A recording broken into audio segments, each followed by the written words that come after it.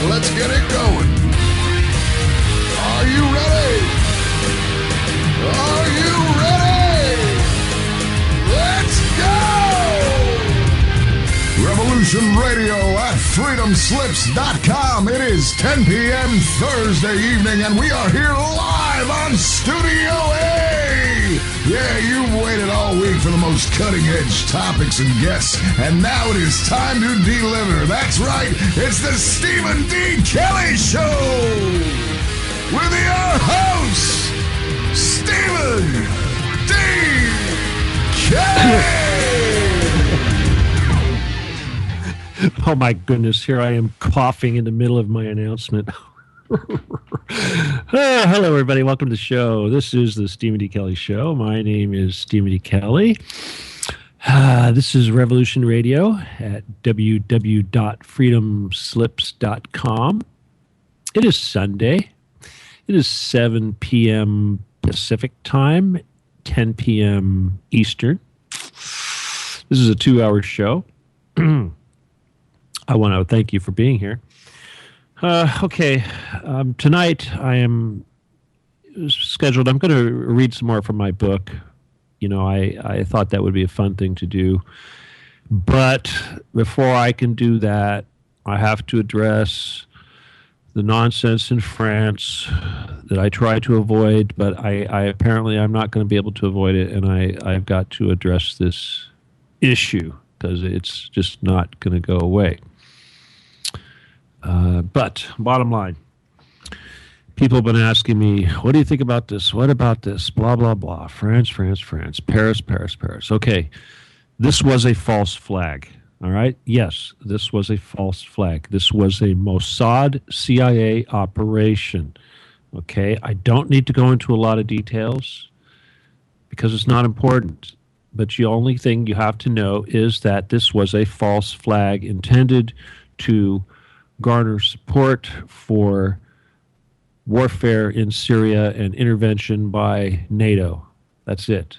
Okay? NATO is looking for an excuse to go in there and bomb Syria, and they have absolutely no reason to be in there. They have absolutely no right to be in there. So rather than discussing any of the details, well, I'm going to talk about false flags, but before I do that, I want to say one thing.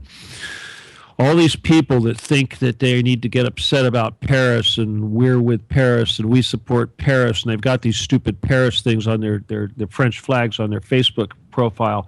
Where in the hell were you when the plane was shot down in Sinai and the 250 whatever Russians died? Where in the hell were you when the bombs went off in Beirut?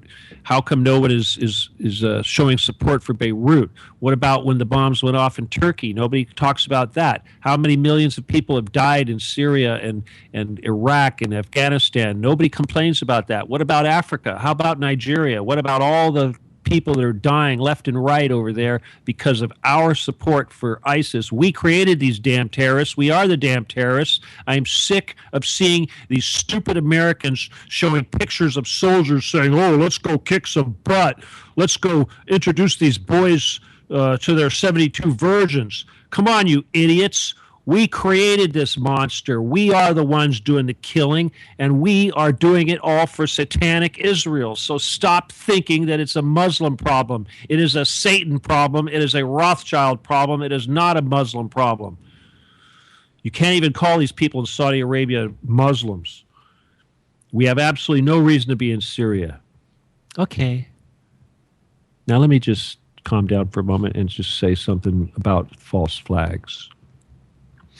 If you have not read the book Art of War by Sun Tzu, this is probably a good time to do it, because in the book Art of War by Sun Tzu, they describe the first false flag incident.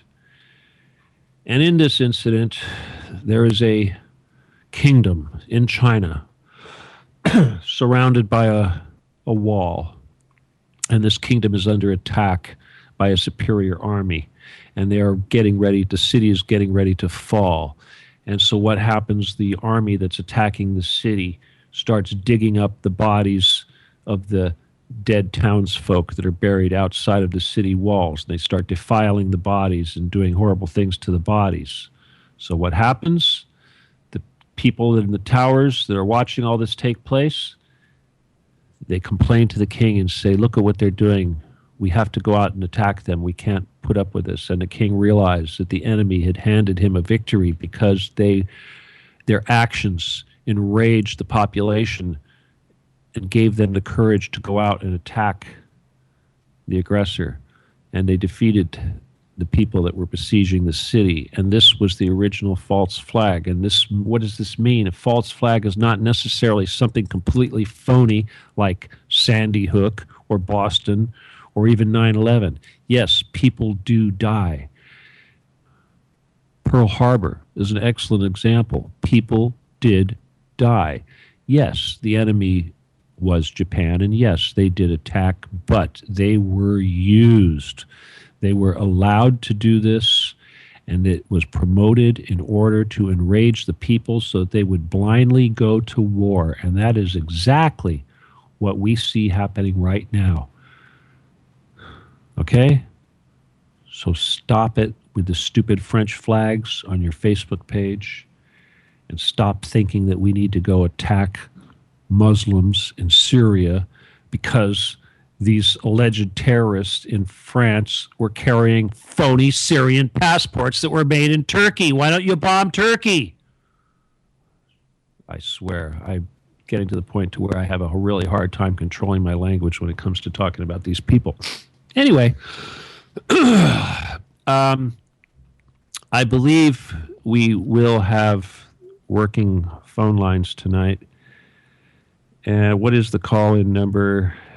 Go ahead and put that in there so I can send that out to everybody. I do not see a call-in number in my Skype chat. Hello, that is your clue. Keith, wake up. Yes, I'm here. The call-in number is 9. Oh, that means type it in there for me. I'm going to do that. Okay. The call-in number is 928-202-4608. I'm going to repeat that. No, do not repeat it. Just write it down for me. Thank you. Okay. We'll see if we're going to take in calls anyway later on. If you want to call in and talk about France, I don't know if I want to do that. Anyway. Before I get started, though, I do want to say one thing here real quick. In case you have not noticed, I do have a new microphone, and I want to give some thanks to some people out there that have helped me out. First of all, I want to say thank you to SteelSeries for providing the headset that I'm wearing. Thank you very much. It's a wonderful unit, and it's very, very comfortable. I also have a new laptop sitting here that was a gift from somebody. It's actually refurbished, but it's really nice. Very happy about that. Also, I was able to purchase a new microphone and some hardware with some of the funds that I received, and that's why the sound is coming through so well. I have a few more items that are coming in here from eBay, a new boom for the mic and some adapters that will allow me to use my, what do you want to call it, sound card device here that will allow me to adjust my gain and monitor. Unfortunately, I don't hear my voice in my headphones, so if I'm talking too loud, that's why, because I have muffs on my ears. Am I talking too loud? Keith, I'm like right next to the microphone. Am I talking too loud? No, your audio is very good. Oh, okay, good. All right. Well, anyway, so I guess I just want to make sure that all of you out there that have helped me out this month, thank you very much, because it's certainly going to have an effect on the quality of the recording at the very least. I really like the microphone. I really like the headset. I'm still learning to use the computer, but hopefully I'll be able to do that real soon. So anyway, thank you all, you guys. Also, of course, Revolution Radio is 100% listener supported. We do depend on your donations. I haven't looked at the where we're at right now, but as always, I assume that we always need quite a bit. So there's a button on the homepage, the www.freedomslips.com. On the left side of the page, blue button that says donate. That's where you go if you want to help out using your PayPal or your credit card, or there's also information you can send a check directly to the address in Kentucky for Revolution Radio. Pardon me. Also, I want to remind everybody to please join the Facebook page. If you have not joined the Revolution Radio Facebook page, please do that. Also, my page, Stephen E. Kelley, of course, please join that. And if you have a hard time finding it, it's easy enough to just go to Google and type in my name, Stephen D. Kelley. And I believe the Facebook page should be the first thing that'll pop up. Also, I think there's a link to my book. This is a quick plug for the book. I actually did get a check last month for $100, and that represented 6 months of sales. So obviously, I'd like to do at least that much every month. Yeah, like I could live off that. But I do, again, I want to thank the people who have helped me out. I really do appreciate it. And if you would like to also help out, my PayPal is my name, Stephen Kelley, no middle initial, just StevenKelley 714 at gmail.com. All right. And if you'd like to talk to me or communicate with me outside of Facebook or something, you can send me an email at law17gun@aol.com. That's for my email. That's not my PayPal. My PayPal, of course, isn't even my PayPal. It's my kid's PayPal. So don't send him any emails. But if you want to donate, that's what you use. StevenKelley 714 at gmail.com.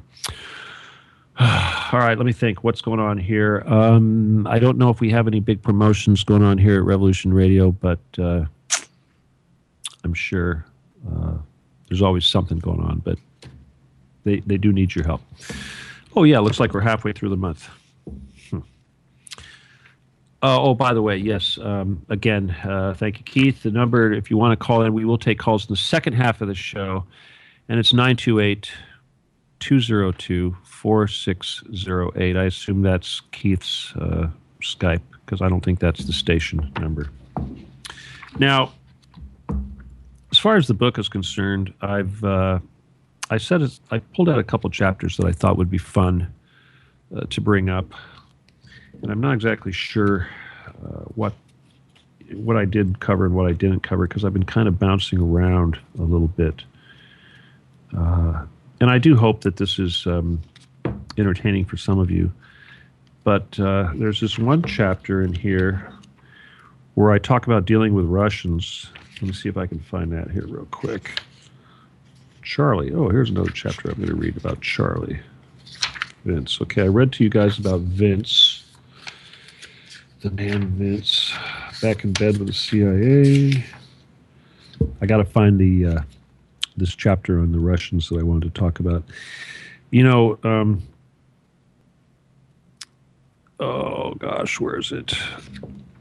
Yeah, of course well, here's something interesting.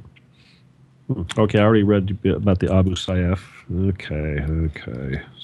Sorry about that for being boring, folks. I'm trying here. Bear with me. The Metropolitans. Yeah, I read that. The cat's clawing at the couch. I'm wondering if you guys can hear that. This microphone's so good. Stop it, cat. Okay, here we go. All right.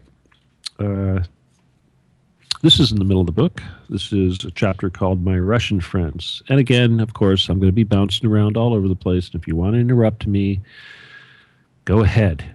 Okay? Not serious. All right, I'll give you guys permission. If you want to call in for whatever reason, go ahead. All right? But we're going to play it by ear until then, and I'm going to share some stuff. Okay, all right, here's the chapter. This is My Russian Friends. Okay. I'll only pull the light a little closer to my face so I can see what I'm looking at. Okay, I have been doing many gun shows to make sales and educate the people who attended these events. Over the years, I became well known and had met thousands of people. These became social events, and much time was spent shaking hands and catching up with the attendees as well as my fellow exhibitors. One of these vendors that I would become friends with were two Russian brothers, Ilya and Israel, who owned a night vision company called Night Optics. These were good guys that I came to know over time, and they sold me night vision equipment whenever I needed it. They were both born in the former Soviet Union. They were Jewish, yet at the same time atheist, like so many people born in the communist country. This seemed very strange to me to not believe in God. Over the years, we worked together on projects, and occasionally they would refer people to me that they thought would be potential or could be potential employees or were involved in research that they felt I would be interested in. One such individual was a scientist that they seemed to think could be a potential employee. I had a meeting with this gentleman in my office, and he told me about his background. He had been a director of a research department at a university in Leningrad. They were working on a project that appeared to be some sort of large-scale microlithography deposition experiment. Unlike typical American microlithography used in semiconductor manufacturing, this was a wet process involving something similar to a large electroplating tank, where several highly focused laser beams were used to expose the substrate and cause selective materials to be deposited. By now, I was formulating concepts for possible methods of constructing super large semiconductors that could be grown over a long period of time into a beam ship or a flying saucer. I already knew that fine silver was the ideal material because it was the only substance that could be assembled ion by ion. The future of semiconductor advances was dependent on being able to make smaller and smaller details. Ultimately, this would mean that the limit would be reached when structures would be assembled on the molecular level. Besides this being a unique construction material, silver also had excellent optical and reflective properties as well as great electrical conductivity. In the future, I would become involved in a research project that would show me even greater properties of fine silver. Even though I wasn't able to give the man a job, I was grateful for the information he had given me that day. Another Russian was referred to me that had an idea for a project I wanted to work on. He was also a scientist and had worked with the Russian military during their war in Afghanistan. America had supplied the Mujahideen with Stinger missiles, and Russian aircraft were being shot down at an alarming rate. He had worked on a project to use high-power carbon dioxide infrared lasers to locate a threat and deliver an intense laser beam to blind the attacker or defeat the sensors used to aim the weapon. The concept was simple. An optical scanner system would be located beneath the aircraft. The scanner would spin around and use a raster pattern to project a low-power laser beam at every angle below the plane. If the beam struck any surface that would return energy back onto the source, a detector behind a beam splitter would identify the exact location and would direct a much stronger full-power beam back to blind the threat by burning it out with intense laser radiation. Any sort of optical sensor, scope, camera, or even a human eye would return the signal from the locator beam. This method could defeat any type of weapon that could be aimed at an aircraft or any other target for that matter. We built a prototype optical system to test the theory, and it was successful. I created a proposal and sent it to the U.S. Department of Defense. There was a requirement for this technology to protect American aircraft from terrorists and enemy attack. My proposal was rejected, and I received a letter saying so. It seemed like a no-brainer, and it was hard to understand why they were not interested. Later, I would learn that a similar technology was already in place on Air Force One. Eventually, Boeing would introduce a device that did exactly what we had proposed for use on a commercial aircraft. And I would learn many times that it did not matter how good an idea was. If your name was not Boeing or Lockheed, you had no chance to win a government contract. Gosh, do you think maybe they thought I would build a system for myself and mount it to my truck? Ha ha ha. Do you want one of those, Keith? Should we build one of those? You think they get upset if I put one of those on my truck? Definitely. That's how you deal with that's you see these guys on the they're having these chases on the freeway. I always thought, yeah, they wouldn't want to do that to me if I had one of those things. Anyway, yeah. All right.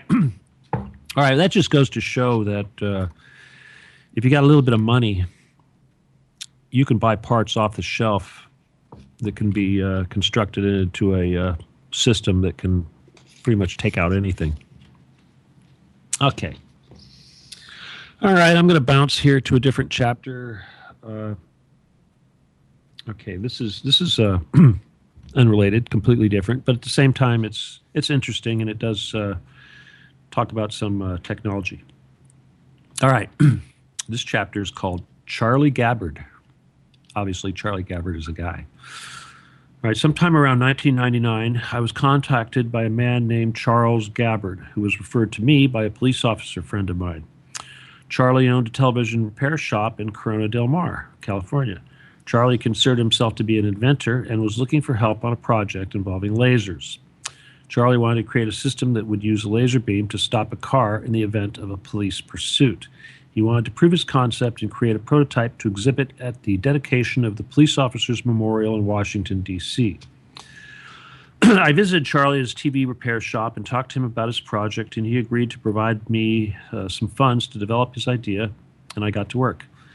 His concept was that every car would contain a laser detector that would receive a signal from a laser device used by a police officer. The laser detector would be connected to the engine in such a way as to disable the car should the driver be trying to flee from the police. The laser would need to be invisible or infrared and would need a special code so not anybody with a laser could go around stopping people's cars. I enlisted my friend Bill to help me with the project. I purchased a modulated infrared laser for the police side of the device and a photodetector for the civilian side of the system. Bill developed a sophisticated digital code and an electronic driver circuit to deliver the desired signal to the laser. He also created a similar circuit design for the receiver that would identify the code being detected and would deliver the signal to stop the car. For the purpose of the demonstration and to give Charlie something to display on his table at the exhibit coinciding with the memorial dedication, I selected two toy cars, one a police car and the other a blue Corvette. I installed the modulated infrared laser into the toy police car and built the detector assembly into the Corvette. There was a button on the police car that would activate the laser. On the Corvette, there was a green and red LED that would turn from green to red when the detector picked up the laser signal. The display looked simple, but the technology inside these toy cars was very advanced. The night before Charlie was to fly to Washington, D.C. was Mother's Day. Bill and I had to complete the assembly of electronics that night while Charlie stood over us. We finished the construction late that night, boxed everything up, and drove Charlie to the airport in time to catch his flight. Once again, I was absent from my family who were celebrating Mother's Day at a restaurant. Now, Charlie was doing a considerable amount of lobbying to try to force the public to have this device installed into cars. He was giving money to several politicians to solicit help in this effort. He told me he gave Senator Dianne Feinstein $75,000. He also gave large amounts of money to the election campaign of the Orange County Sheriff Michael S. Corona and required investors in the company he would create, which was CHG Technologies, to also make donations. So, all right. So what I'm saying right there is that people that wanted to invest in his company were also expected to make bribes to these public officials. That's what I was trying to say there.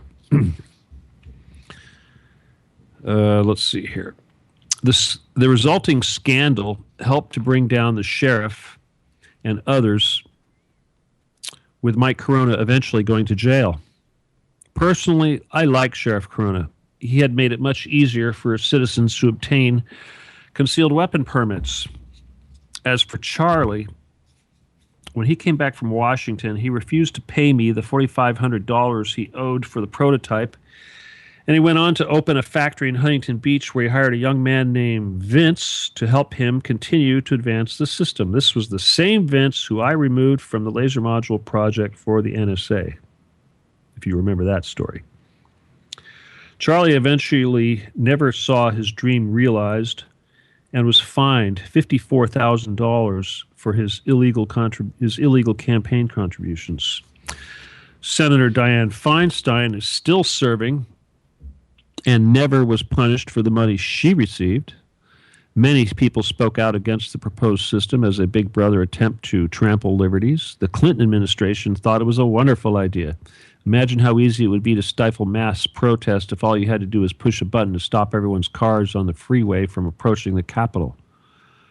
Owners of vehicles with OnStar should also consider this.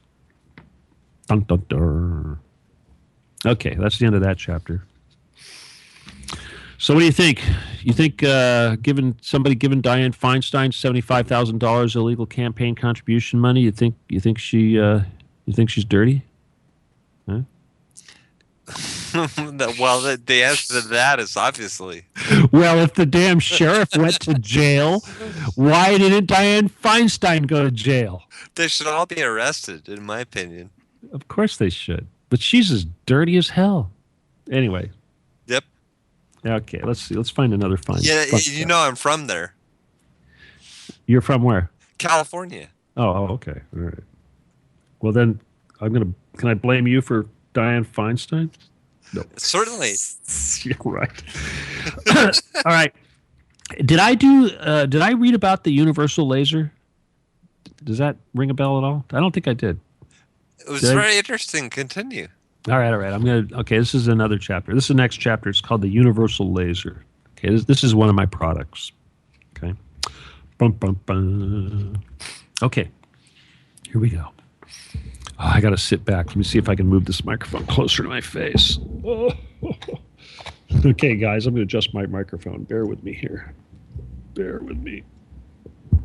Your audio is very good, Stephen. Well, it's this wonderful microphone.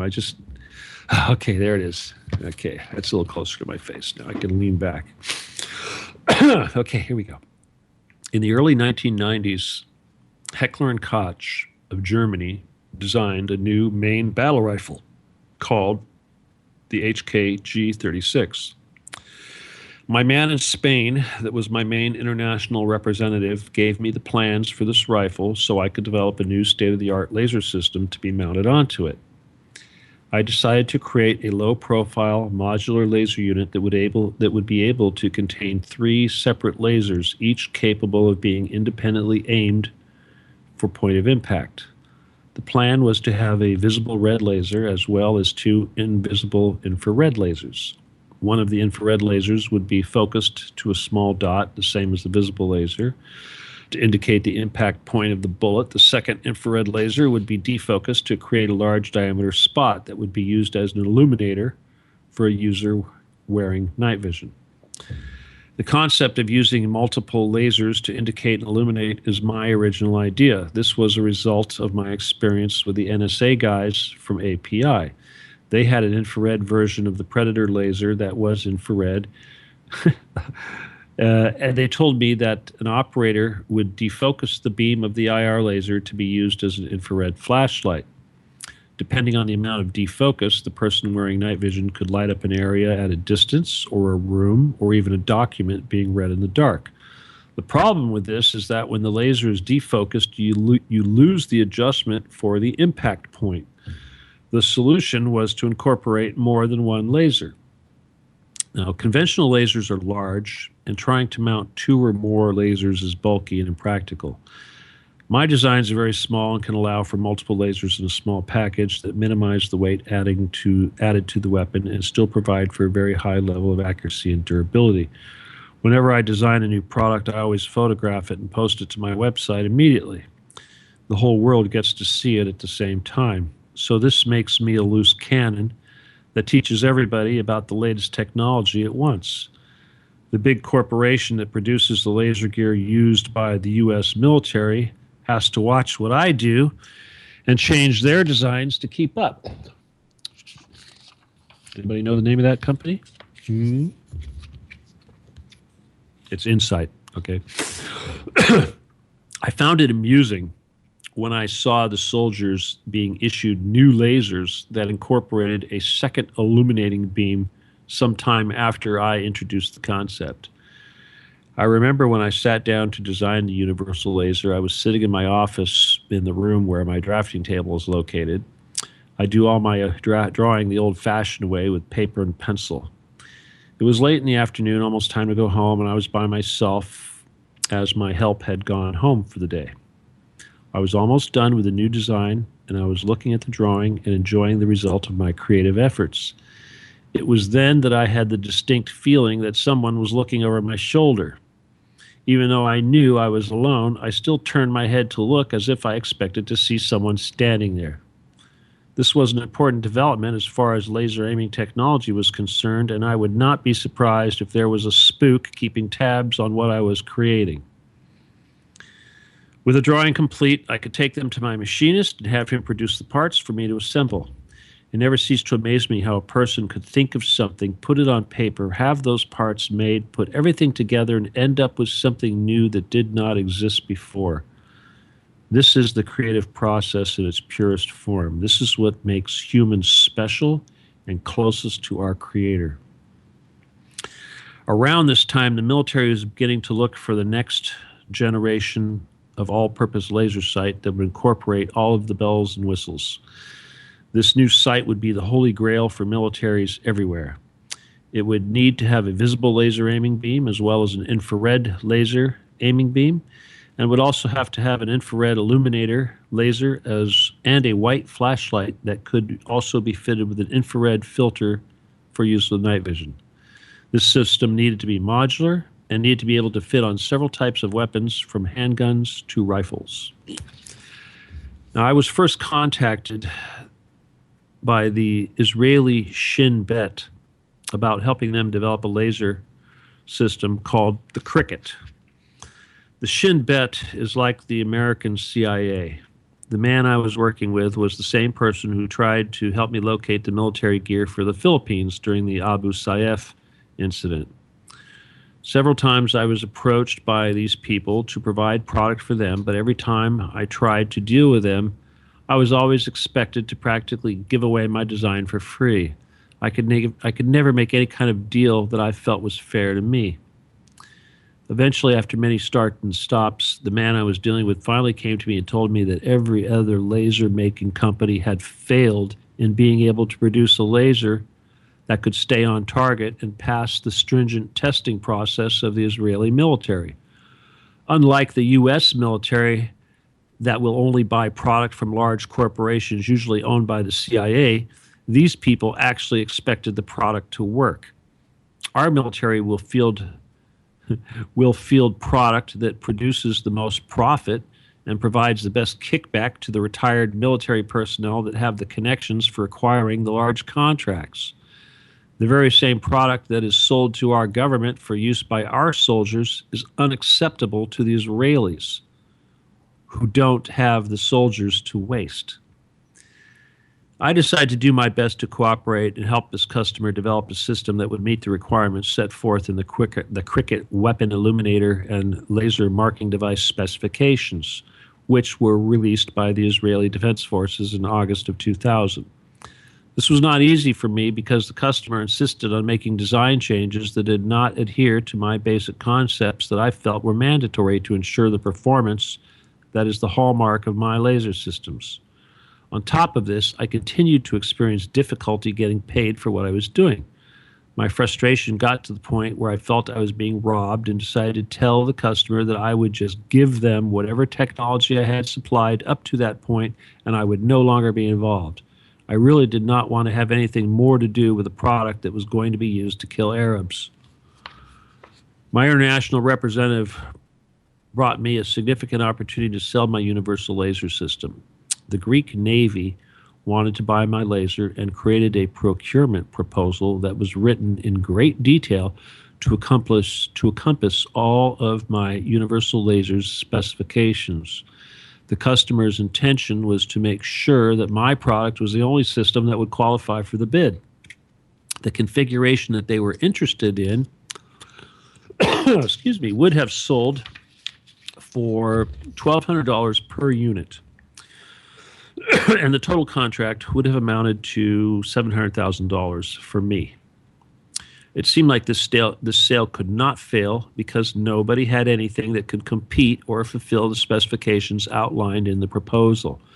After submitting my bid, I learned that a French company, Thales, that's Thales, Optronics Corporation, had offered a product that was alleged to be essentially a copy of my system.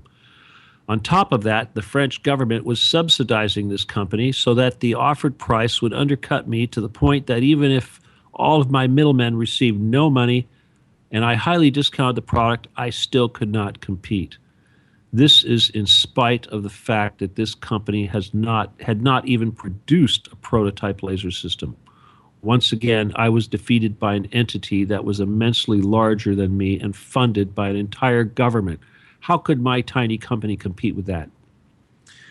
After the United States invaded Afghanistan, I was approached by a Texas company that wanted to sell my universal laser system to the U.S. Army.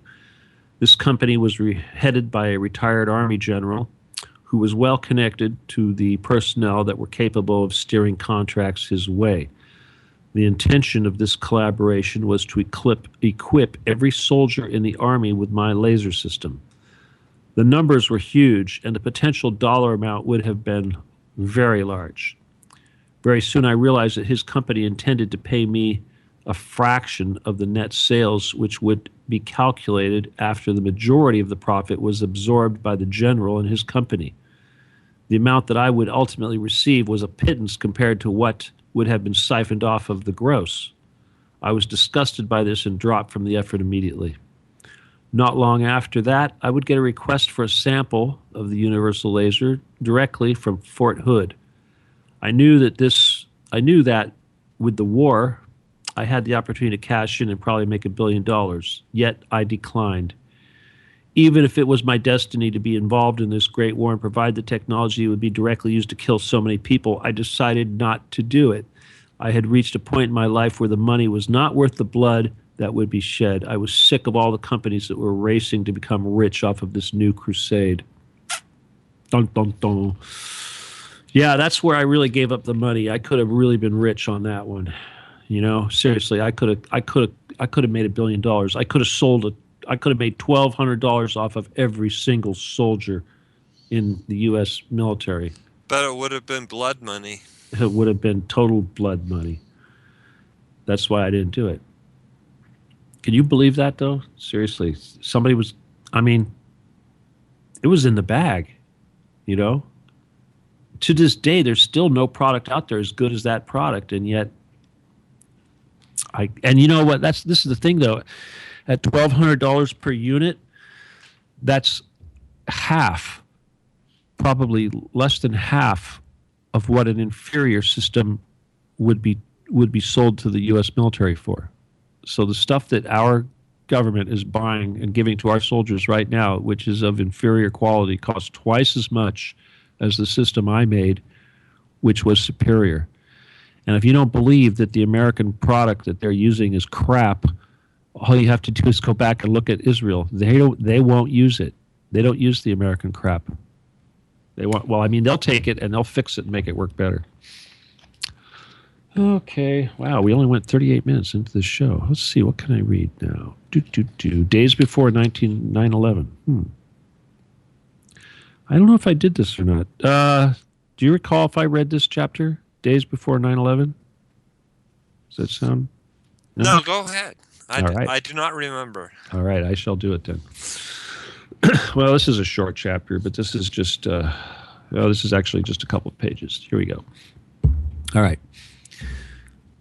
Well before the events of September 11th, 2001, I was predicting that our country was going to create a crisis that would be Pearl Harbored, and that would be used to justify a new crusade. I posted my thoughts on my website, and I outlined what would happen, and that our ultimate goal was to invade Iran, and so as to access Caspian Sea oil. I wrote letters to the editor of the local paper, warning of this also. Oh, sorry, I'm banging on the desk here. Several events were going on in the world that should be noted for reference. From August 31st to September 8th, the UN World Conference Against Racism, Racial Discrimination, Xenophobia, and Related Intolerance was being held in Durban, South Africa. As in the two previous conferences, efforts were made to equate Zionism with racism. In the weeks prior to the conference, the United States had warned organizers that it would withdraw from Durban if early anti-Jewish charges and the condemnation of Israel remained unchallenged.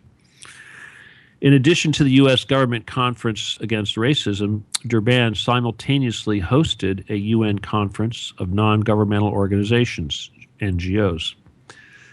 The final resolution of the NGO conference, which was overwhelmingly adopted, called Israel, quote, a racist apartheid state, unquote, guilty of the, quote, systematic perpetration of racist crimes against, including war crimes, acts of genocide, and ethnic cleansing, and state terror against the Palestinian people, unquote. Copies of the anti-Zionist book, I wouldn't call it that, but copies of the Protocols of the Learned Elders of Zion were offered for sale at the conference. Clearly, all of this was very alarming to both the United States and Israel, who each boycotted the conference. On September 7th, 2001, the European Union voted overwhelmingly to adopt measures to defeat NSA electronic eavesdropping network known as Echelon. The U.S. officially denies the existence of Echelon. In May, members of the committee traveled to Washington, D.C. to investigate, but members of the CIA and the National Security Agency, thought to be responsible for running the network, refused to meet with them. The Echelon backlash was triggered by suspicions that trade secrets were being stolen from European businesses. Specifically, that information from inside Airbus was passed on to Boeing. American authorities have repeatedly tried to justify the intercept of telecommunications by accusing the European authorities of corruption and taking bribes. Yeah, we should talk. Often heads of state were presented with evidence of bribery and were convinced to reopen bidding or to reward contracts to American companies. What this means is that any time we were able to gather dirt on a world leader, we would use this information to extort money out of them in the form of sales to that country. After 9/11, the U.S. proudly reported that it was able to intercept a call from Osama bin Laden to his mother, and the criticism of Echelon went away. I have found Echelon to be monitoring visitors to my webpage after receiving the data from my visitor counter service. I don't have that webpage up anymore. The day of 9/11, my local newspaper, the Orange County Register, reported that the Islamic population in the United States had passed that of the U.S. Jewish population. The cover of the paper featured a large photo from an Islamic school featuring a young girl wearing the hijab. I spelled it right. I said Habib. No, it's not Habib. It's hijab. Okay, anyway, you guys know what I meant. See the error in the book. The image was in sharp contrast to the anti-Islamic sentiments that would dominate the media immediately after the attacks. Now, I have no interest in defending terrorists or disputing the official explanations for what happened that day. I do believe that ever since Sun Tzu wrote the book The Art of War, many world leaders have used false flag operations to incite their populations into frenzy to launch great wars. I remember that morning on 9/11 very well. I was upstairs in my bedroom on my computer. I had the television tuned in into CNN. When the first building collapsed, I ran out of the room and yelled at my wife downstairs, "Oh my God, the building just collapsed."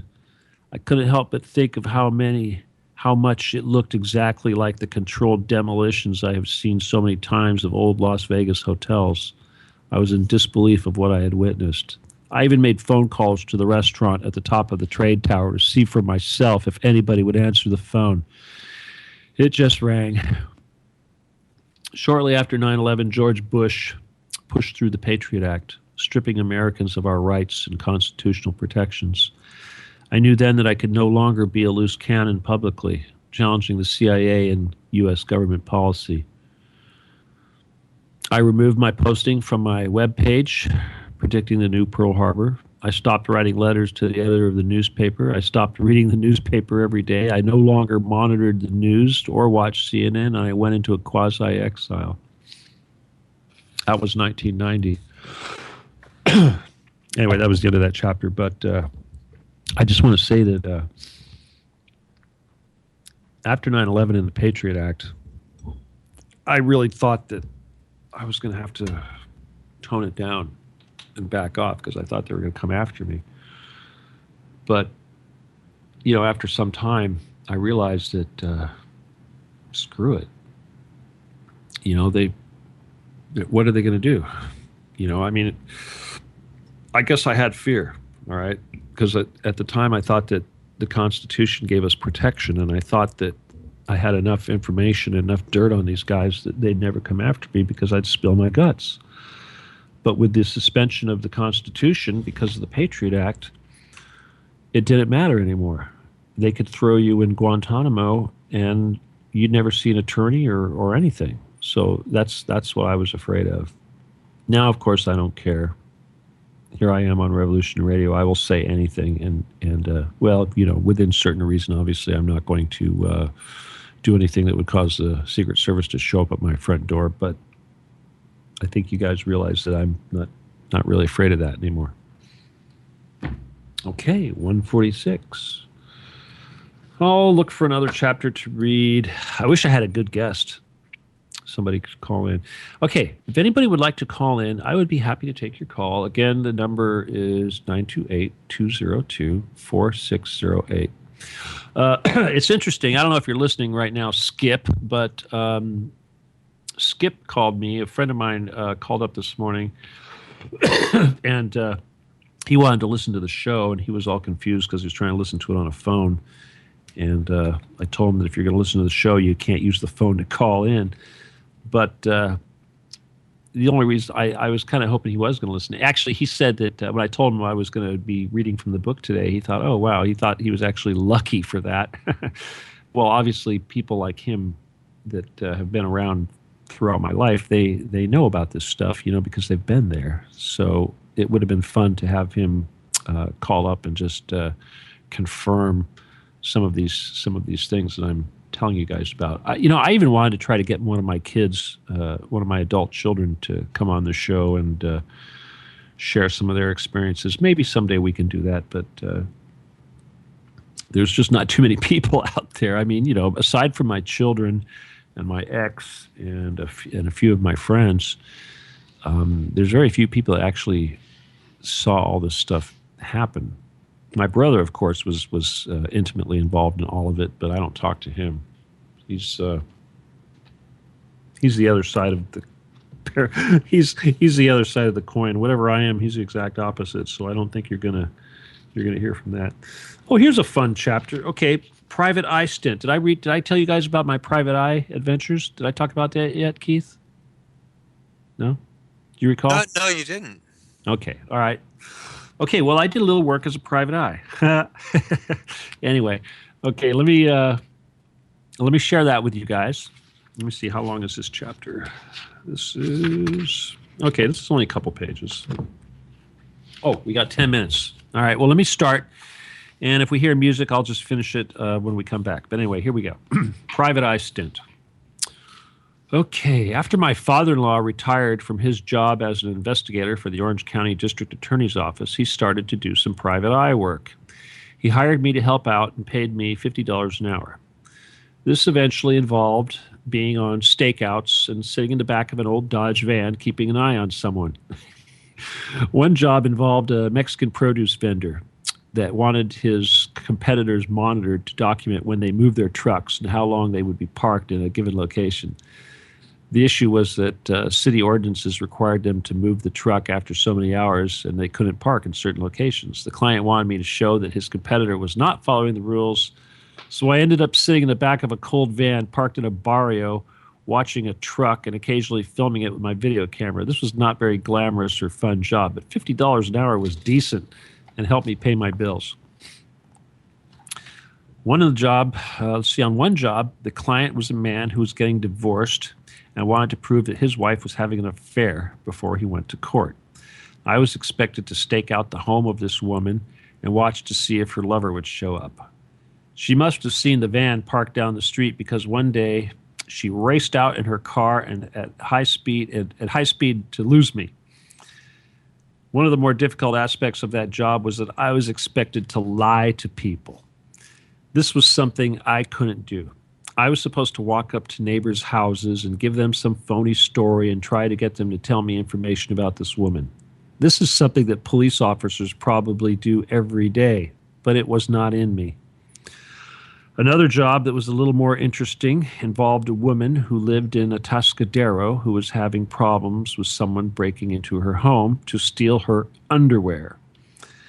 Because I was Mr. Technology Guy, I was expected to build for her a covert camera system to catch the perpetrator on video.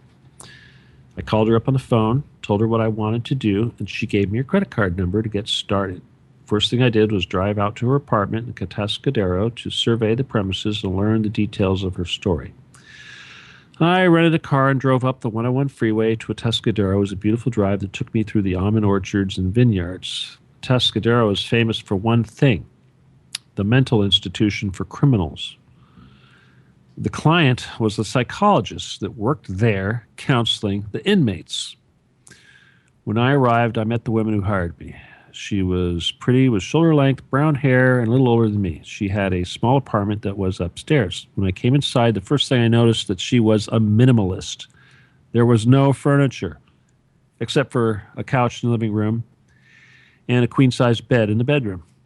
She had a refrigerator in the kitchen with a padlock to keep the intruders from tampering with her food. Clearly, this woman was having some issues. She showed me around her apartment so I could get an idea of where I wanted to install her covert camera system. She took me into her bedroom where I got to see the little pile of dirty laundry in her closet where her underwear was allegedly stolen from. None of this took very long, so when I was done, we took a drive westward and visited Morro Bay for lunch. I'd been there with the wife a few times, and it was a favorite place to visit. Back home, I had to think of a good way to hide the camera in the apartment that was essentially an empty room. Ideally, I needed something that could plug into the wall so the camera could be on for hours and not depend on batteries. I came up with a creative idea that was perfect. I had an extra vacuum cleaner that was an upright. It was easy to install a tiny camera inside the vacuum looking out of the small hole drilled into the plastic handle. The camera was hooked up to a transmitter that would put out a signal that would be picked up by a receiver connected to a video recorder hidden up in the attic. The vacuum would sit in the middle of the room, looking toward the front door, and could be plugged into the wall with a vacuum cord. This was perfectly natural and should not attract attention. I drove back out to her home and installed the system, and then I got involved way beyond the scope of my duties. By now, she had told me all the details of what had happened to her to cause the intrusions and who she thought was responsible. Apparently, she had been involved in a sexual harassment lawsuit with a doctor she worked with in Los Angeles. After she won her case, she was awarded a settlement and moved up north to begin a new life away from the problem. She believed that this person had connections with other professionals working at Atascadero, and this person was responsible for the effort to drive her nuts by violating her privacy. She believed that somebody, possibly the person next door to her, was being paid to watch her every move and break into her home repeatedly. Just in case this was true, I made a show when I arrived the next time of putting a gun into my waist when I got out of my car. I wanted this person to see what they were dealing with. After installing the camera, she took me for a drive to see the mental hospital. Then we went to visit a local gun store where I had her purchase a Glock 9mm handgun. She never shot a gun before, so I had to teach her how to load it, how to chamber a round, and how to shoot it. I told her that she was now just as tough as any man that was going to bother her. By now, it was too late for me to drive home. I wanted to impress who was ever watching, so I spent the night. What I learned from this adventure was a shock.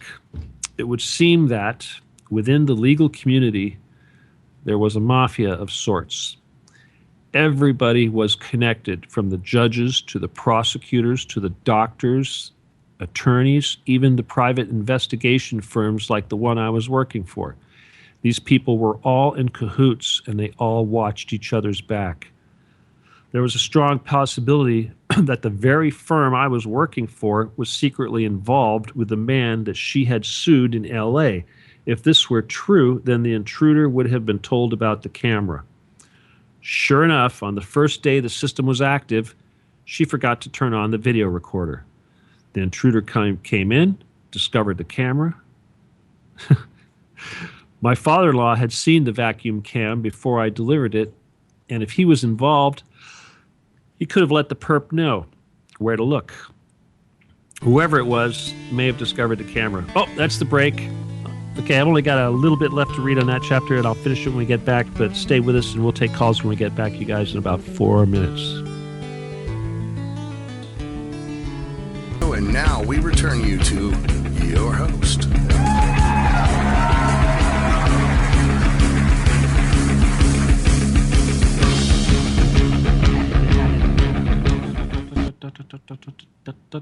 Does my da-da-da-da come out okay on the new microphone? Da-da-da-da-da. Okay. All right, everybody, welcome back. Sorry for screwing around on you there. Okay, this is the second half of the show. This is the Stephen D. Kelley Show. Again, of course, my name is Stephen D. Kelley. You are listening to Revolution Radio, www.freedomslips.com, 100% listener-supported radio, which means we do need your donations. I hope you're enjoying the show so far. I apologize for not doing anything spectacular. I know a lot of times we have some pretty spectacular shows, but every so often I just need to kind of relax. I'm not going to take a vacation or anything, but obviously reading the book is... not less stressful. I'd like to have a guest, but of course, I need the shows to reflect something important, and I really did not want to waste any time to this nonsense in Paris.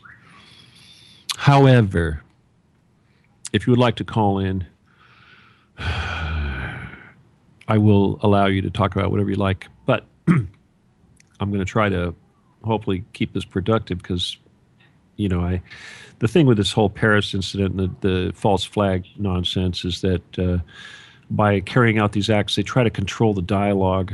And I get upset when people think that just because they went and committed this crime that we need to devote airtime to discussing it, and that's giving them too much control. And I don't believe in that.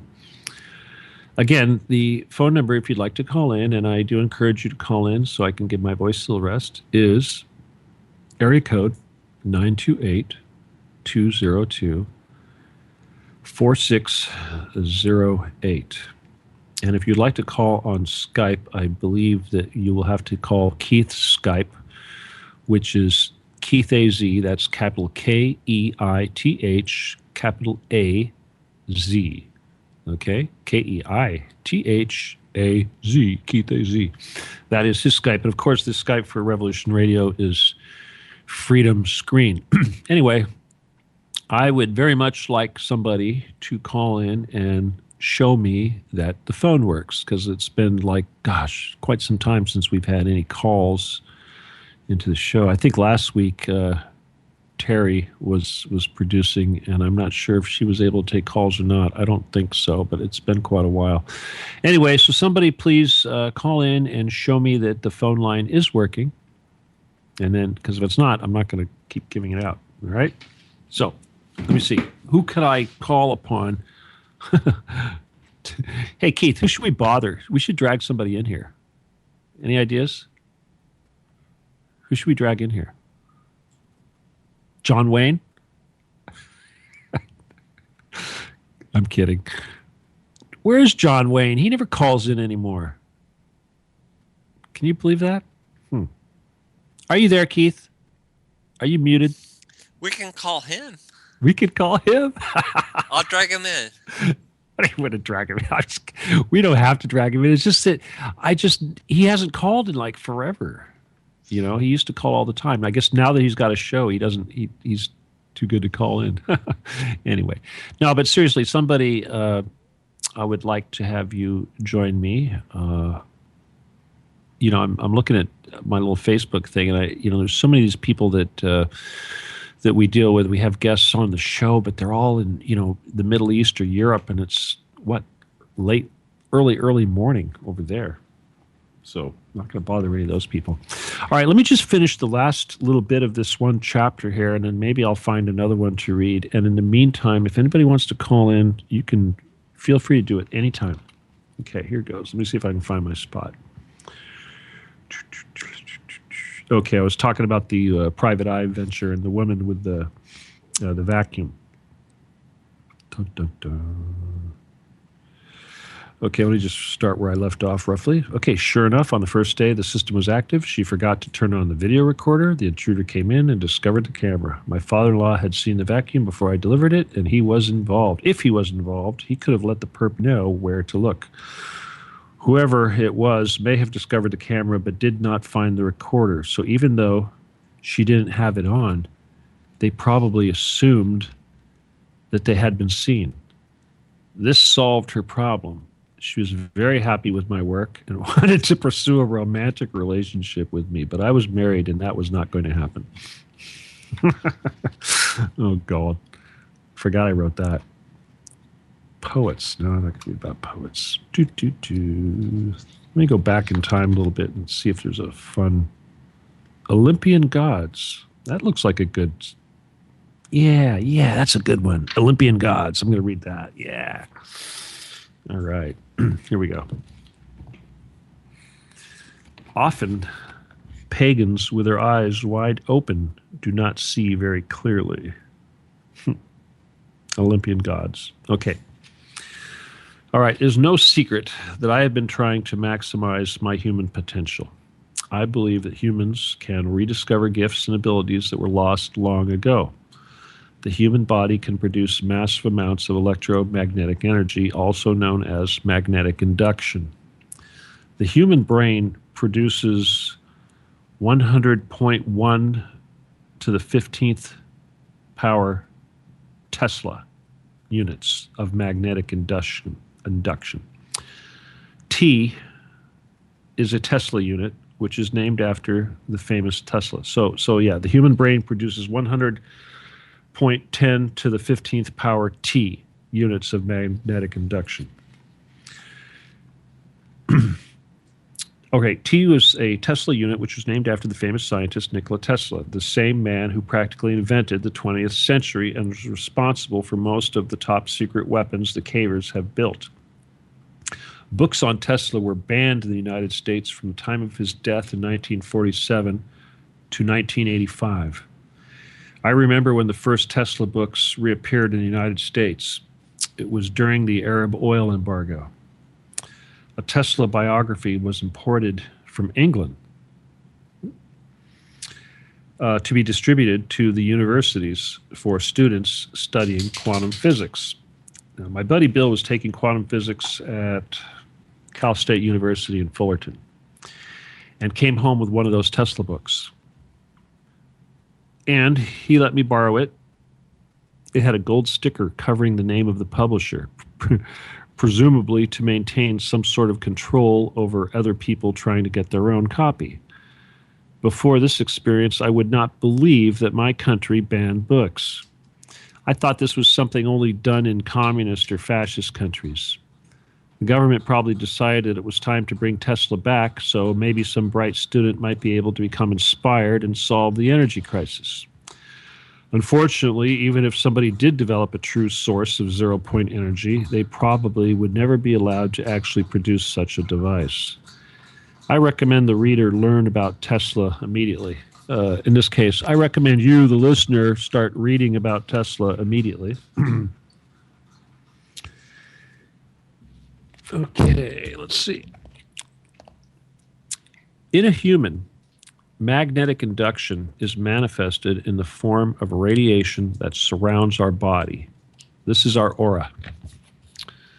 The magnetic poles of the Earth produce magnetic induction 1 trillion times greater than a single human. The largest amount of man-made magnetic induction was created by an atom bomb test in Russia. I believe actually it was a hydrogen bomb. It created 2800 T. What this means is that the human brain is capable of producing or generating energy similar to that of an atomic blast. Hey, John Wayne, hang on a sec. Never underestimate the power of the human brain, especially the power of many humans working together. Massive amounts of energy flow through the universe. It is produced by everything from black holes to the smallest particle we can detect. It flows through our bodies in many directions. The energy that flows from the earth upwards through our bodies is considered the female energy, and the energy that flows downward from the head to toe into the earth is considered male energy. The Chinese refer to this energy as qi. The Hindus refer to this energy as prana.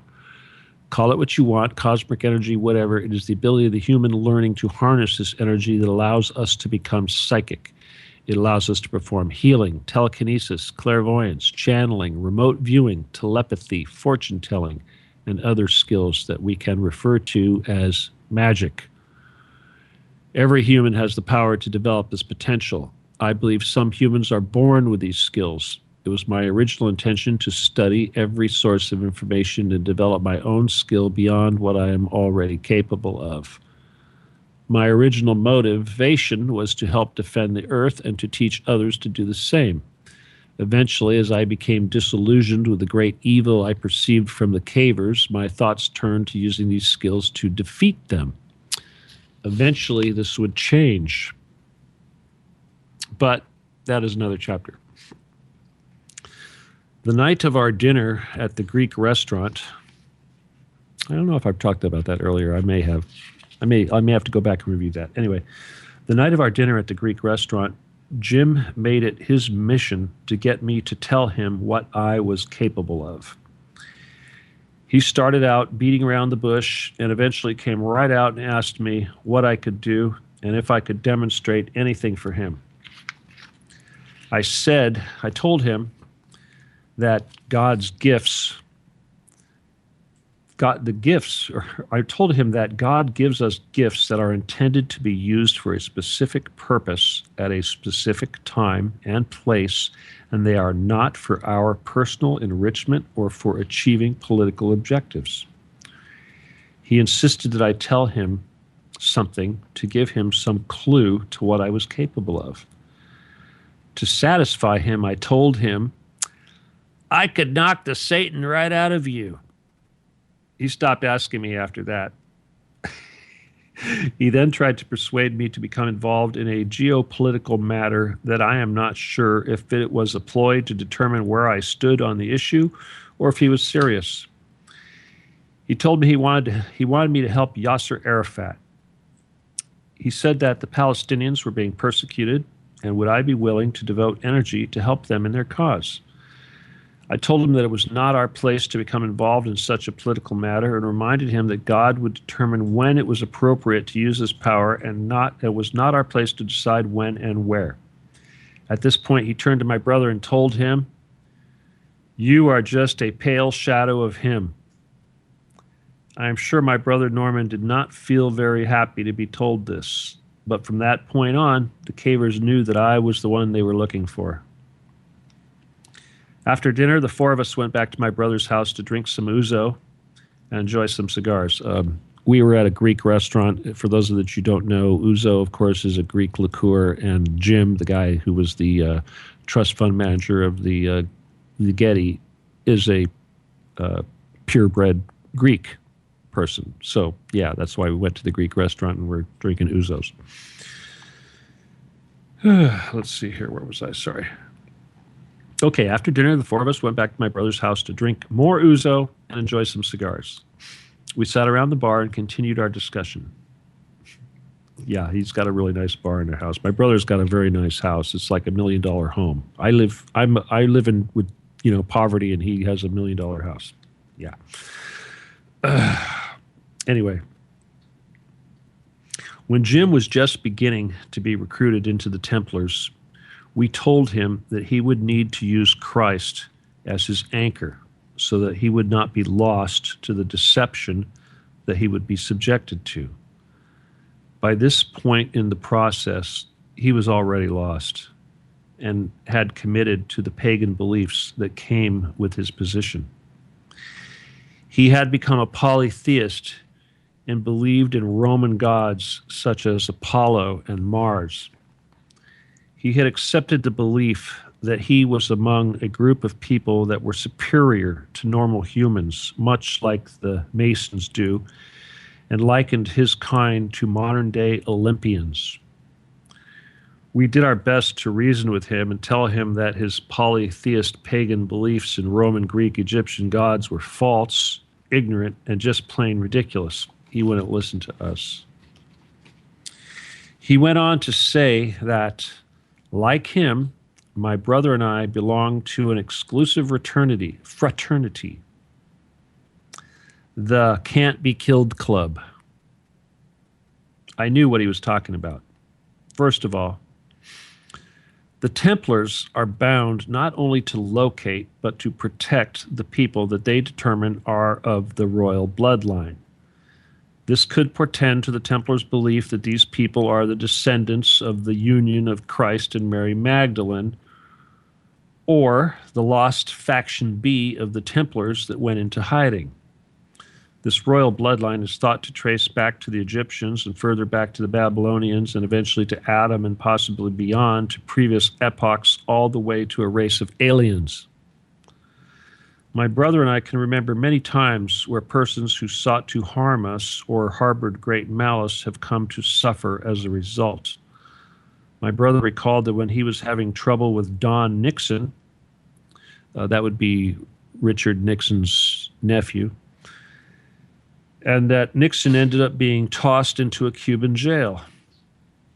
I can remember many occasions when this happened for me also. Once when I lived in my condo, my next-door neighbor's brother tried to sell me stolen weapons. I called the police on him, and my neighbor found out and was coming to get me. He never made it. That night, he crashed into a truck on his motorcycle and died. The person that was responsible for me losing my position at PerkinElmer developed a very painful and debilitating spinal disease shortly after I left the company. The NSA people who tried to screw me over got sued and had to leave town. Hell, they had to leave the state. When the owner of Aerotech, the company that stole my laser designs, gave the laser manufacturing portion of the business to his son, the son promptly died in a car accident. This sort of thing is repeated many times over the years. The other issue that supposedly protects us is the concept that persons who are destined to do something that affects the entire world are unable to be touched because the universe will intervene and somehow prevent anything from interfering with historical destiny. A good example of this was all the people who failed at assassinating Hitler. Nothing could touch him until after his mission on Earth was complete. In spite of all the great evil he was responsible for, his ultimate purpose in the universe was to cause the rebirth of Israel after 2,000 years. It would appear that this fear of cosmic retribution, or the belief that we possess supernatural skills, is pervasive in the people who seek to monitor or control us. I remember walking out my front door one day with a couple young friends of mine. As we stood on my porch, I looked up at a small airplane that was passing overhead, and I commented to the guys that the DEA maintained a fleet of 250 small planes to monitor people. One of the guys raised his arm and gave the finger to the plane. He gave the plane a one-finger salute. As soon as he did that, the plane made a radical maneuver and then quickly recovered and continued on its previous course. Clearly, someone in that plane was probably looking down at us with a pair of binoculars, saw that we had spotted them, and caused the pilot to panic for a moment. Was this a nervous reaction, or did these people actually think something bad was about to happen to the airplane? After my dinner with Jim, I would run into him one or more times at my brother's house. This time, he would ask me about one of the items on my website, www.law17.com, which isn't up anymore, of course. Besides featuring my entire line of laser sights on many types of weapons, there were also many other items that could be used by a tactical team or a special operations group. Items such as state-of-the-art night vision, tactical body armor. He seemed particularly interested in one item, a raincoat fitted with Kevlar armor that went down to the knees. Besides selling the type of armor a police officer might wear under his uniform or a full-cover tactical SWAT vest an officer would wear, we also sell armor sewn under civilian clothing, such as a leather jacket or even a London fog raincoat. Jim acted like he was interested in purchasing this item. The first thing that tells me is that he, or perhaps many others, were looking at my website. He even went so far as to suggest that I was the leader of a militia. The cavers seemed to have the idea that I intended to raise an army to storm the Getty and somehow go down the elevator and do battle with them in their underground cities. Now, I don't know what time machine told them this, but I am not stupid. Just getting to the elevator would be incredibly difficult. Sure, I do produce advanced weapons that give me an advantage over the troops they have defending the museum and the secrets below. And yes, I have been known to have a lot of young combat-age friends that I teach about tactics and the use of weapons. I may have even indoctrinated them about the cavers and all the little secrets they have. Do they really think that an army of young men is going to show up one day wearing bulletproof London fog raincoats? For all the wealth and technological resources these people have at their disposal, they are not very creative. Aliens would not even use weapons in a battle with men. They would use mind control and have the soldiers use the guns on themselves and each other. Besides, like it says in the Bible, for we wrestle not against flesh and blood, but against principalities, against powers, against the rulers of the darkness of this world, and against spiritual wickedness in high places. That's Ephesians 6:12. To me, this means that we do not draw each other's blood. We do not hurt fellow humans. We combat ideas and institutions. The Bible also says people will hide in caves, in the rocky cliffs, or dig holes in the ground to escape from the Lord's anger. Isaiah 2. So maybe it's not such a good idea to be hiding down in a bunker. The last I would hear of Jim was that he had gone to Israel to do some sort of archaeological research regarding the Al-Aqsa Mosque and the Temple Mount. He was trying to prove that the site of the temple that was destroyed by the Babylonians in 586 BC and the Romans in 70 AD was actually located at a different site than where the Al-Aqsa Mosque is located today. He believed that if he could prove this, that he could solve a major source of friction between the Arabs and the Jews. Jim thought if this issue went away, that Armageddon could be prevented. Perhaps he really was concerned about the plight of the Palestinians when he talked about helping Yasser Arafat at dinner that night. From what I understand, this position may have led to a falling out, and Jim is no longer holding his position at the Getty. Hey, John Wayne, how you doing? I'm doing great. How about yourself, Stephen? You sound absolutely amazing on your new microphone, by the way. You're going to have to pick one of these damn things up, dude. It's not that much money. Yeah, I saw it. It looks very nice, and very clear and very, very nice, to say the least. Yeah. I would like to see everybody at this network get one of these things because they're not a lot of money and they sure add to the quality. Anyway, so what's going on? What's up? Thanks for calling in. What would you like to say? Oh man, I don't know. There's too much to really even talk about, but all the stuff going on in the world, I mean, it's got me pretty darn concerned, to say the least. And one thing I was wanting to ask you about, actually, I came across. It's a U.S. patent, and I don't know if you've ever heard of it. It's 6,052,336. Oh, that one, yeah. Yes. I recognize that number. right? But it's speaking about the hum that people hear, occasionally called tinnitus. Oh, But I yeah. actually got to reading into this, and it's a pretty nefarious form of technology that's been in use for quite some time. Mm-hmm.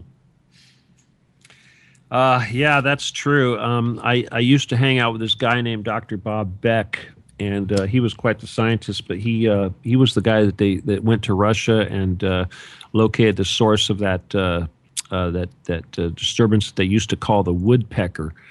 And remember, there was a town in Oregon. I guess everybody in this town in Oregon was hearing these noises in their heads, and they're wondering what the hell that was.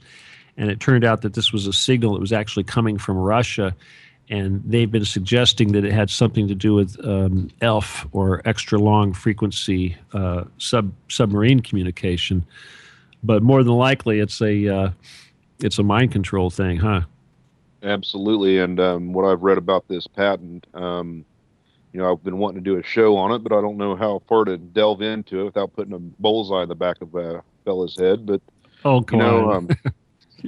But it's actually, it says basically MK Ultra, mind control, and using different devices from a main location or a main station to put these out through, I guess I would say, through maybe these cell phones, your Wi-Fi signals, your tablets, smart devices, so on and so forth. Well, most definitely, all of those devices are certainly screwing with people's brains. In fact, I'll tell you something, not completely related to what you're saying, but do you ever think about all the critters out there with antennas, like little bees and bugs and things? I mean, here we are putting all this crap into the air, all these microwaves and radio waves and signals, with absolutely zero consideration for all these critters out there that are probably going crazy with that noise. You ever think about that? Oh, absolutely. And another thing that makes me think about that as well is, the spraying of heavy metals into the atmosphere, the aluminum, the strontium, barium, all these different fine particulates, and what they're using that for. I mean, it's got a multifaceted operation the same way everything else is that they use. Obviously, the electronic frequencies and the waves going through those are affecting said creatures. And not only them, you got to think about the ones in the ocean that use sonar to navigate. And, a lot of these creatures, like, for instance, the bees are dying off. And I think it plays a very strong part with it. And, the same way with the creatures beaching themselves, whales, dolphins, so on and so forth. Yeah, most definitely. I want to just pass out some suggestions here. Because what you're describing, of course, is a pretty nasty thing, and people are going to think, gee, what do we do? We should start wearing tinfoil or aluminum foil hats, which doesn't sound all that crazy anymore. But you have to understand that we talk about scalar and how these scalar signals are produced by sine waves of current. And we use AC electricity in our homes all the time. And if you look at any wire that you plug into your wall that goes to your device, you've got two wires, right? You got your plus and your minus right there. Well, that signal is a sine wave. And there's a pair of sine waves traveling in two different directions along those wires, and that is producing a scalar signal. And the thing is that when Tesla started doing this, of course, he really had no idea what the effect of all this was. And I think Wilhelm Reich, when he started messing with orgone and learning about the orgone energy, he pulled in all kinds of nasty energy, and before he really discovered that there was the good energy and the bad energy. And the same thing applies to Tesla. When he created his Tesla coils and started generating all kinds of scalar signals, he had no idea that these scalar signals were going to have a negative impact on life. And And it wasn't until much later on, and I think it was probably Wilhelm Reich, and even further, that we really discovered the negative aspects of all this. So the point is that even if it's not intentional, just being around electrical devices is extremely bad for your body, because these scalar signals can disrupt the natural cosmic signal that regulates your DNA. And this is why we have cancer, is because the DNA is receiving external signals, scalar signals, that are polluting our natural environment of the universe that we're living in. And this is what causes the DNA to create mutations and cancers that it wouldn't do normally. So what I'm trying to say here is that, yes, the government is doing all sorts of nasty things, and yes, we are exposed to all sorts of electronics that have the ability to hurt us. And what do we do about it? Sure, there are some technologies available. Certainly, there's some scalar technology available. We've been, with the stickers and all that, the holograms that can, the scalar programmed holograms that defeat the negative signals from your cell phone. That's great, but the most important thing that people really need to understand is that we can all do this inside of our brains ourselves. Now, I don't know, John, if you heard me earlier, but I was talking about the human brain and how our human brain can produce large amounts of energy, or magnetic induction, which is actually measured in Tesla units. Did you catch that by any chance? Absolutely. And that's very true. And unfortunately, that's what they're trying to, alter, is these magnetic waves and these frequencies that literally balance our bodies out and make us healthy. Well, what I'm trying to say, though, is that we have the power to overcome this. Okay, when I say that our bodies produce massive amounts of this magnetic induction, that means that we can shield ourselves from anything. Okay, but how do you do that? First of all, you've got to decalcify your pineal gland. That's very important. And something else I've been telling people is really, really important, and that's that whole service to others thing, because I'm firmly convinced that it's through service to others that we change our energy and we become gravity givers instead of gravity takers. And when we become gravity givers, we are able to repel these negative frequencies and these negative scalar signals. See? So if you want to go down the dark path, you're going to be completely manipulated and you're going to be stuck, and there's going to be nothing you can do about it. But if you want to fight the evil and become impervious to these negative influences, all you got to do is be good and serve others. Absolutely, I agree. And that goes without saying. You see how all these people around the world that are trying to control things, and they're not doing any service to anybody else. They're service to self. Service to others. Even if it's just going over and putting a smile on your neighbor's face, for instance, or just doing something of a kind gesture to somebody. For instance, walking down the street. If you walk down the street and you see somebody that's just, looks like they're having a horrible bad day, that smile could literally have turned that person's day all the way around. And I've seen it, in my own life, and I'm pretty sure you have, and the listeners out there have as well.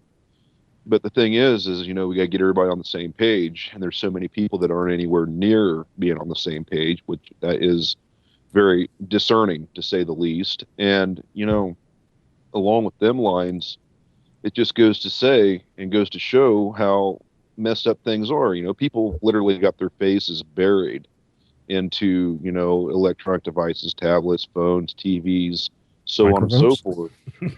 Yeah, absolutely. Yeah. No, you're right. Yeah. I'm kidding. No, I'm kidding because I got my face next to a microphone. So, no, well, I mean, a microphone compared to a microwave, and like in every kitchen across the United States, those things are a very nasty device, and they take out all of the goodness or the nutrients out of food and replace them with nuclear energy. They call it nuking something for a reason. And that would be one place to start is, get rid of the microwave out of the oven. do you have a microwave at home? Do you still use one? I do. Oh, yes, sir, I do. Yeah. Yes, sir. All right. Absolutely. Well, let me just say this. Okay. First of all, when the microwave is actually running in your home, you don't want to be near it. I try to stay at least about 5 feet away. Okay. I don't even let my animals get near it when it's on. But it disrupts your brain. It's very subtle, but it does disrupt very, very subtle energies that are required for your brain and your body to function properly. And certainly when we talk about DNA being disrupted, yeah, it's the same thing. But I just want to say this though. I do believe that yes, you're right. When you let's say if you put water in a microwave to heat it up to make some tea or something like that, if you had living water that had all of its hydrogen bonds and it was like what we call living water according to Schauberger or any of these guys, yes, the microwave will kill the water. It will break the hydrogen bonds that make the water crystalline. But when you take it out, you can fix it. All you have to do is stir it clockwise and bless it, and you'll fix it. Right? Absolutely. Now, that's like blessing your food, right? That's like when you eat dinner, people say your prayers before you eat. It's a good reason for that. It's not just a tradition. It is to remove the negative energy in your food before you eat it, because of anyone that came into contact with that food prior to you putting it in your mouth that polluted it with their negative energy. So you have to remove that negative energy before you bring it into your body. So I agree. Always bless your food. One of the things I really want to throw out there as well is, these pharmaceuticals and the pharmaceutical industry, and how it is literally changing the brain structure or the thought process in a lot of people, not only here in the States, but around the world. And, the induction of the electromagnetic frequencies and waves along with those is literally creating these Manchurian candidates. And, that's one thing people need to do is get off the pharmaceuticals and, go back to holistic health and holistic healing, back to natural, back to nature, to the trueness. But one thing you could do, anybody could do this, is anybody that's on a Wi-Fi system, which most generally all households are now, is before you go to bed, turn off these Wi-Fi systems, turn off the phones, the tablets, the devices. Don't sleep with them near you, and you would see a great difference in the form of energy that you would have the next day after. And also go as far as to maybe getting a frequency machine where you can listen to different hertz to repair the damaged DNA and structures within your, the cells within your body. Well, I got a better idea. Just get a tent and go sleep out in the woods once in a while. It'll do the same thing. There you go. Get out of the city. Yeah. I was going to suggest something. If you take a little foil and wrap it around the antenna of your Wi-Fi, that'll do it too. And also, if you've got one of those smart meters on your house, cover that damn thing in foil. Don't even mess around. Oh yeah, and also if you can, get yourself some of that shungite. And good stuff. Have you tried that yet? I have a little bag of it hanging next to my Wi-Fi router. So I never have. I need to. I really need to. I believe in not crystals as that energy, which is not quite the same thing, but I guess if it was orgone, if it was a piece of orgone, it would do that. Yeah, Yeah, well, crystals are it's all about intention. So it's like I'll just say something here real quick. But I saw the other day, I saw a picture of somebody put something on Facebook, and they had pictures of crystals, and they had a little orgone device, and then they had a gun sitting next to it. I'm like, oh. I said, hey, you don't want to have that gun anywhere near your orgone because you're going to pollute it with some negative energy. That's what we call bad feng shui. And this person wrote back to me and thought I was nuts. I'm like, oh, what an idiot.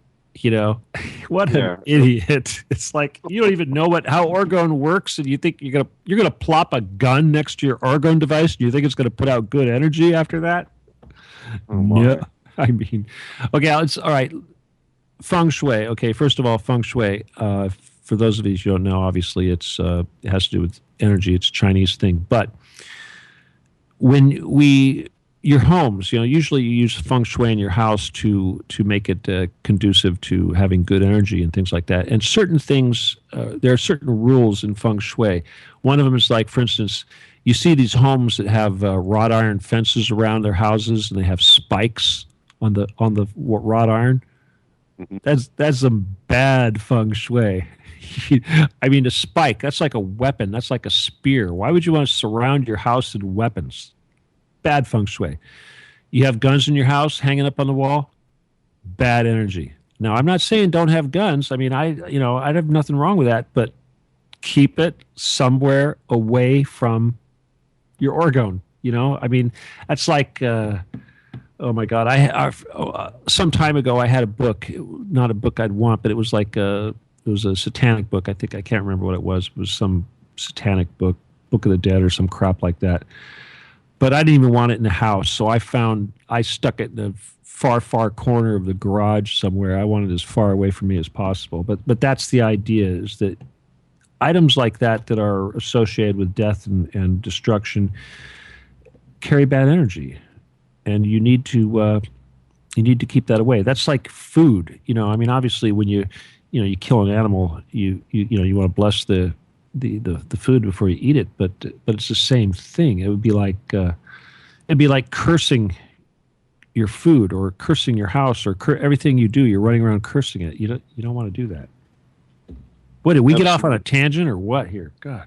Well, I don't know. I mean, it makes me think of the Maharishans. I live fairly close to Vedic City, about 35 miles away. And, how they build their houses, that you can only enter the house from one direction.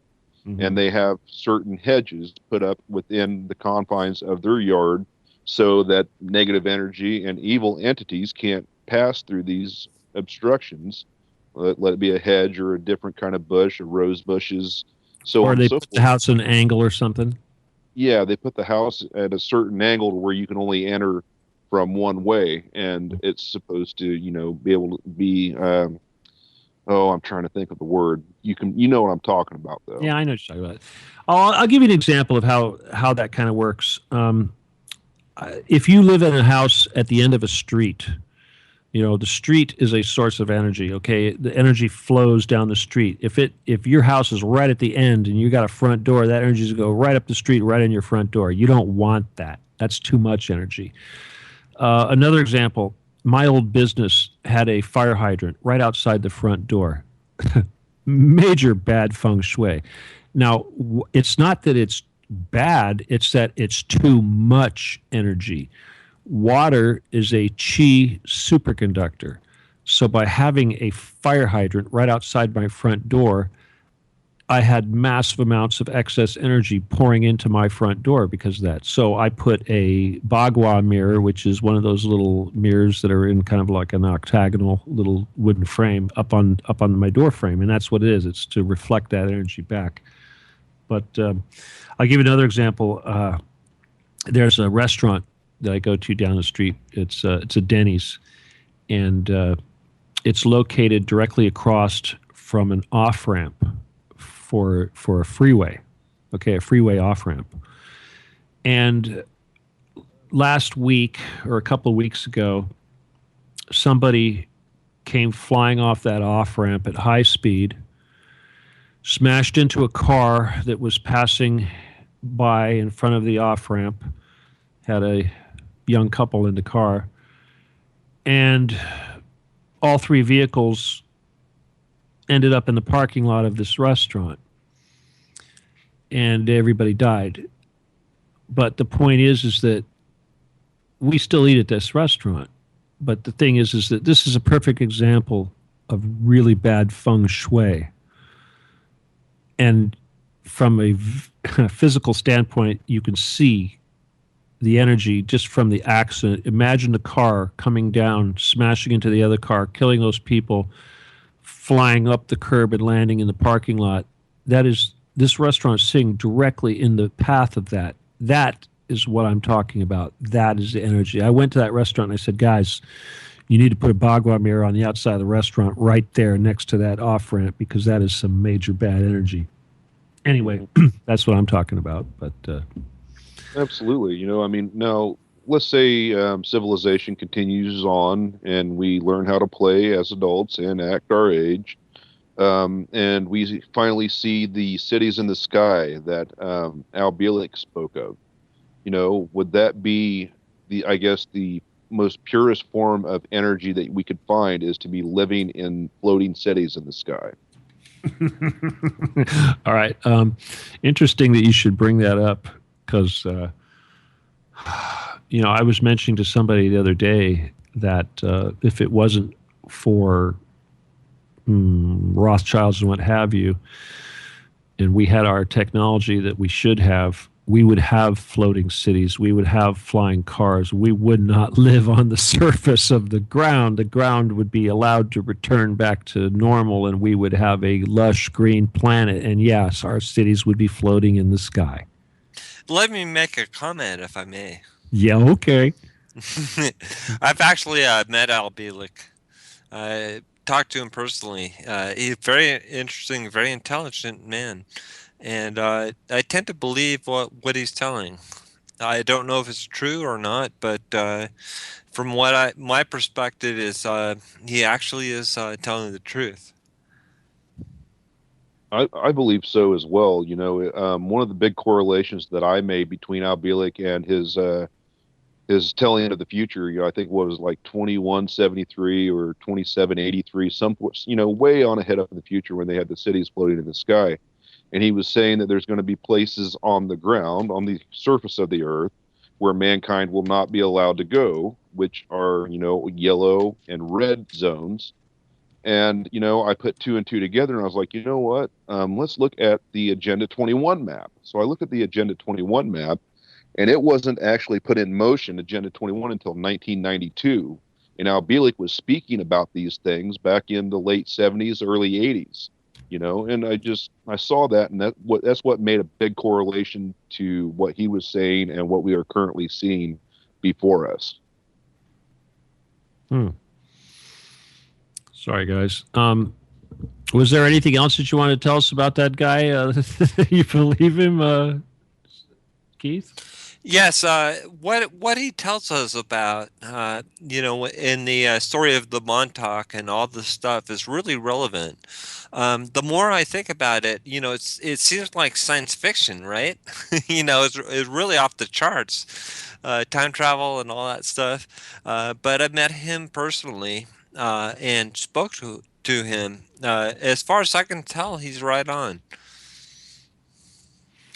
Huh. Well, I've always been interested in that. Hey, listen, real quick. We're almost done here. But if anybody else wants to call in and join us in the last 10, 15 minutes, again, the number is 928-202-4608. Okay, 928-202-4608. If anybody wants to call in and tell me or Keith or John Wayne that we're a bunch of idiots, go ahead. Go ahead. I dare you. I dare you. Or Skype me. I'm holding the server. You can Skype me. I'll bring you right in. Did you like that, John? Touche. Call in and call in and give us the gauntlet. We dare you to. We dare you to. The trolls never call in. Oh, what was that? Oh, wait a minute. Terry's trying to call. No, you can't call me. You have to call Terry. Call me. I'll bring you right in. I'll get her in. Hold on. What is he calling me for? You calling Keith is producing. Dun, dun, dun. All right, there you go. Dun, dun, dun. I know there's somebody who wants to call in. Sorry for being boring tonight, you guys, but You've been great, Stephen. did you like my reading? Did you like? Yeah. Which one did you like the best? How about, let me see, what was the last chapter I read? I can't remember. Did you find any of that interesting? We have Terry joining us. Hello. Good evening. Can you hear me? You're good, Terry. Oh, great. Okay. Am I You're silly, Stephen. Am I breaking up? You're hearing every other word you say. Are you No, serious? she's good. You're good, Terry. Okay, it's making me Don't mind Stephen. How are you guys doing? Oh, we're just wasting time. What's up? I just got home actually, and I turned. I didn't want to miss the rest of your show, but I've been filming today, so I came in kind of late. So and I said, hey, why don't I call in? And hi, John Wayne. Good evening, Terry. How you doing? I'm doing good. I'm doing good. Well, we've been reading book and talking about Paris, but I can't even remember what I read. I try to get some feedback from Keith, but he won't give me any. God. Oh, what part did you read, Stephen? Let me see. I read the Private Eye story. I read the Olympians. Let me see. Let me see, the Can't Be Killed Club stuff. All that. I can't read. I hope I'm in that club. You hope you're in that club? Yeah. You really want to be in that club, John? Are you Absolutely. sure about that? Be careful what you ask for. That's right, man. You better think hard about that. That is not a fun club. No, it's seriously, John, this is not a fun club to be in. Okay. Well, I mean, no. how many times have you thought somebody was going to kill you in your lifetime? Just out of curiosity. There's, not flat blatantly out, but I've had my times where I've had my interest piqued at a person's motives. But you haven't had anybody try to kill you and fail, though, huh? Not yet. Not yet. Well, when you do, let me know. Then maybe you'll be in the club. Right. That's how you know after about 20 years of people trying to kill you and not succeeding, you kind of figure that out. It's like, wow, I guess they can't do it. Right. So anyway, that's what that's having certain forms of blood running through one's veins makes a person take heed to certain situations at times. I suppose. We're all special, huh? Sorry. The one thing I really liked about what you were reading there is about the Templars, actually. And, oh, yeah. Looking in my past, having connections. And let me just say something real quick because you brought that up. I've been posting a lot today on Facebook because of so many people are getting caught up in this propaganda, false flag nonsense. And I'm seeing all these people posting pictures of Templars saying, oh, yeah, we need to go kill some Muslims. And I'm thinking, man, are you guys stupid? Don't you realize that the Templars are satanic? My God, they worship Baphomet. And you think that's righteous? And they actually refer to these guys as Christians? Come on.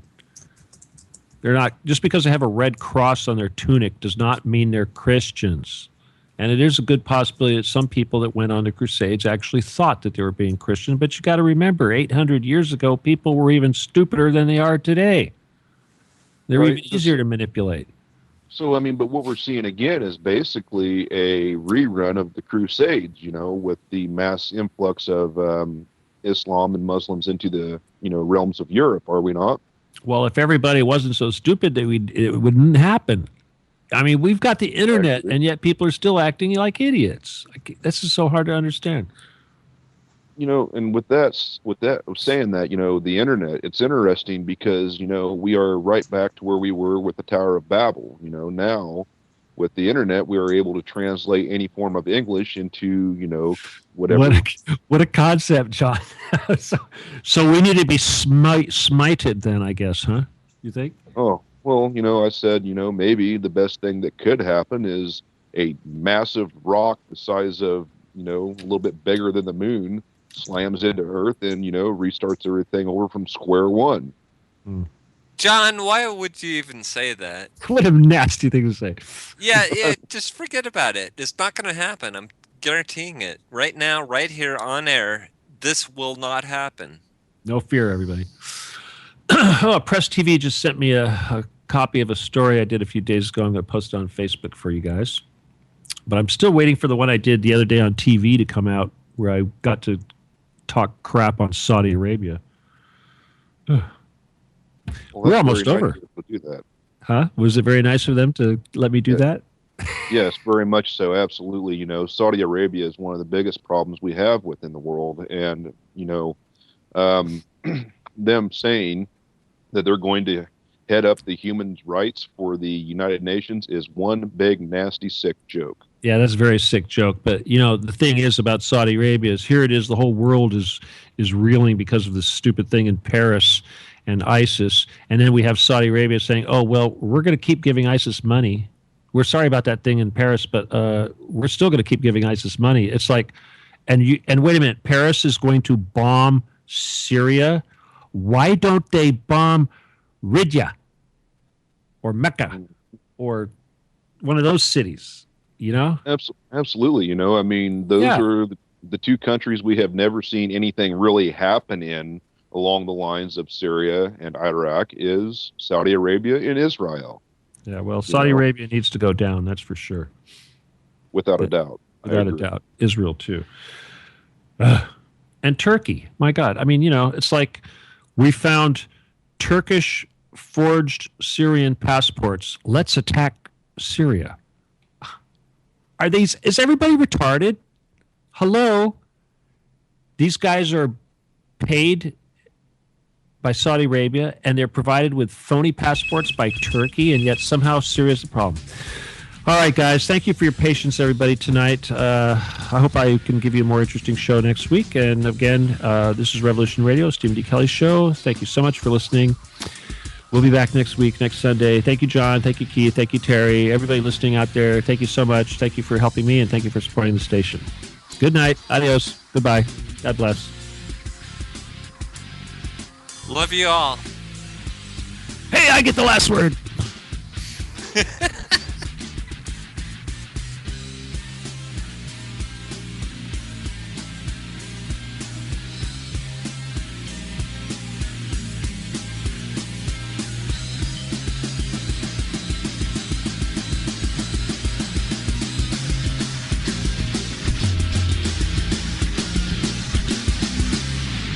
Listening to Revolution Radio.